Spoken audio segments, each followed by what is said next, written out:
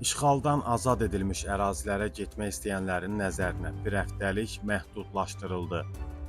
Yaxın günlərdə Azərbaycanın işğaldan azad edilmiş ərazilərində keçiləcək dövlət tədbirləri ilə əlaqədar 30 iyun 6 iyul tarixlərində Yolumuz Qarabağa portalında 9 istiqamətdə Suqovuşan, Füzuli, Şuşa, Xankəndi, Xocalı, Xocavənd, Ağdərə, Ağdam və Laçına hərəkət etmək üçün icazə verilməyəcək. Bu barədə Rəqəmsal İnkişaf və Nəqliyyat Nazirliyi yanında Azərbaycan Yerüstü Nəqliyyat Agentliyindən bildirilib. Məlumata görə bu barədə vətəndaşlara əvvəlcədən SMS göndərilib.